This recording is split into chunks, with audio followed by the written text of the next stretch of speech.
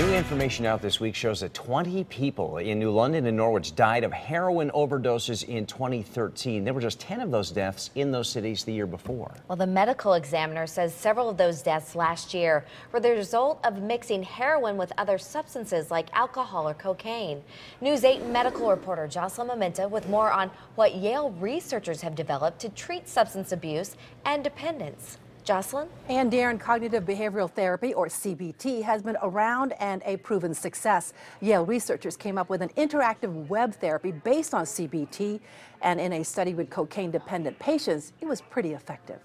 Scenes like this one. Hey, come on, let's take a hit. A boyfriend offering his girlfriend drugs are dramatized in this web-based approach to treating drug and alcohol addiction. Yale researchers developed computer-based training in cognitive behavioral therapy, or CBT for CBT. It teaches practical strategies. The overall goal is to have a high-quality, standardized way of getting a scientifically proven treatment. Dr. Kathleen Carroll led her team studying two groups of cocaine addicts, one on standard treatment, the other also on CBT for CBT. Those on the user-friendly therapy reduced their substance abuse by 20% over the first group. Dr. Carroll says the skills learned came down to three key elements. Recognize the situations where they're likely to get into trouble with drugs and alcohol, avoid the situations as much as possible, and then use the skills to cope more effectively. The interactive process also more engaging for patients, typically with a lack of focus early on. Over time, alcohol and drug use, they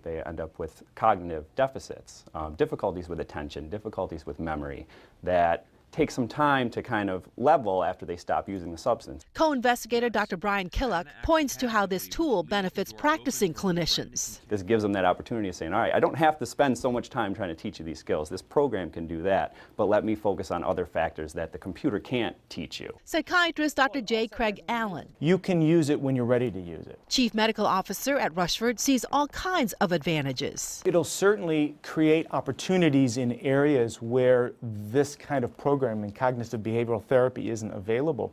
And it could shorten waiting lists where there is problem getting into a program. Dr. Carroll tells me CBT for CBT is now available, but they are still trying to figure out how to make it accessible to all clinicians. For more information and on the other drug treatment studies underway, log on to WTNH.com. Ann?